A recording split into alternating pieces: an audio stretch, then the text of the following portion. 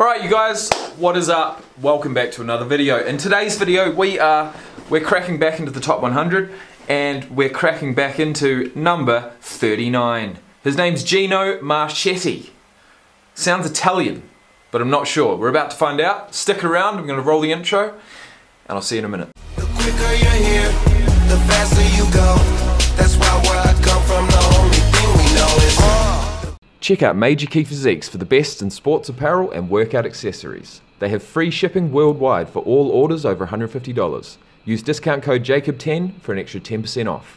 Enjoy the video and I'll see you there. Gino Marchetti, defensive end. Has he got a moustache? No. In 1952, Gino Marchetti began his career as a rather average offensive lineman. Colt head coach Weeb Eubank moved him to the other side of the ball, and the NFL's first great defensive end was unleashed. Marchetti used his knowledge as a blocker and became unblockable. Two skill sets. Oh! Here he comes from the left against Green Bay. And does he pulverize Bart Starr? Pulverized him. He's 6'4", 246 pounds. And today that's, you know, a decent size for an outside linebacker. They called him Gino the Giant because he was one of the biggest people in the league. Look at the footage, man. This must be back in like the 50s or 60s. He would have been massive back then. Look, Jim Taylor wants the ball. I think Mr. Taylor changed his mind, wouldn't you? My vision of Gino He doesn't actually look that big, to be around honest. the end, shirt tail flying, jumping over a fallen body that he just threw, and a quarterback's eyes getting about that big. That's my picture of Gino. If you look at the film on him, he's always flying around the end. I mean, he's not bull rushing very much. Oh, come on. Where's the offensive tackle? Great athleticism. He'd shed you. He would just throw you. Here's a fine close-up look at number 89. Watch him as he moves one way, and now pops back into the hole to stop Detroit fullback Petrosati dead in his tracks. There's a Dead in great his story tracks. about Gino. He was Holy shit, former NFL general manager. Mr. Accorsi. Nice to meet you. They were playing in San Francisco, and the guy opposite him was Bob St. Clair, who was a college teammate at the University of San Francisco, and currently in the Hall of Fame. And when the game was over, Gino was walking off the field. The Colts won. He had obviously played a great game, and he heard these footsteps and somebody yelling at him coming from behind. And he looked over, it was St. Clair chasing him, and he thought for some reason St. Clair wanted to hit him. And St. Clair came up to him and said, put his hand on his shoulder, and he said, I just want to say I touched you once today. Never laid a hand on him. You know, unfortunately, we can't support his career by statistics. They didn't even keep sacks. Not even come close to keeping sacks. I've been asked the most sacks I've had in one game. I know I've had 8. 9. Oh, you got 9. I was going to say 10 would be a pretty outstanding effort, but 9's pretty good. Because it was a challenge. I mean, one-on-one. Feel like, man, I got him. I got him. Imagine getting sacked nine times in a game by the same guy.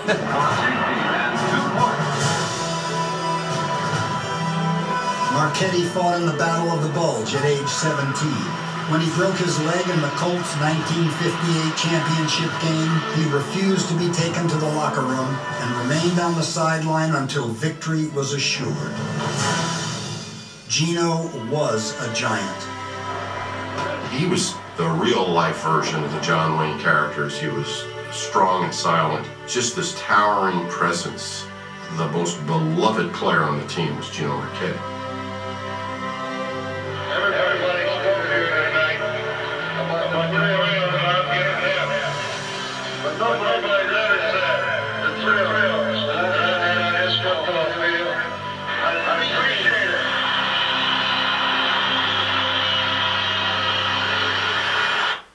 Big G-Dog. Gino Marchetti. Just out of interest, I would like to see what era he played in. I'm thinking the late 50s. Born in 1927, he's 91, 6'4", weighing in at 244 pounds back then. He played for the Dallas Texans in 52, mid-50s, and the Baltimore Colts from 53 to 64, and then again in 66. Why did he miss that year? Let's find out. There is not a lot of information here, guys. No, what do we got? Played 13 seasons with the Colts and helped them win NFL championships in 58 and 59.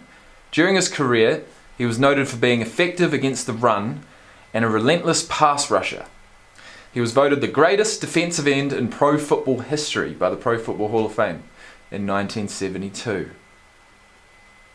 In 2009, at the age of 82, he teamed with other former key Genos employees. Oh, so he owns Genos? Okay. Well, actually, I don't know what Genos is, but I have heard of like Genos. In fact, I saw it in the Undiscovered series because Jordan Mailata went to Genos in Philadelphia when he was exploring the city. That's where I've heard it before. It was a successful mid-Atlantic regional fast food chain and had 313 company-owned locations when they were sold in 1982 to Marriott International, which abandoned the name in favour of their Roy Rogers restaurants. And what happened to Roy Rogers?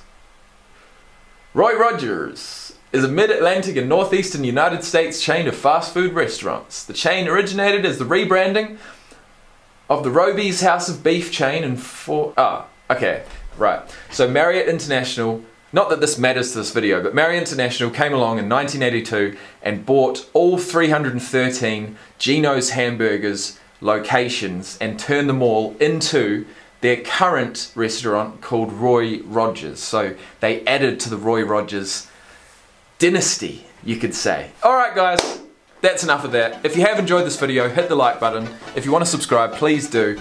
And in the next video, we will be checking out number 38 on the list, Lance Elworth. So I'll see you then. Peace out.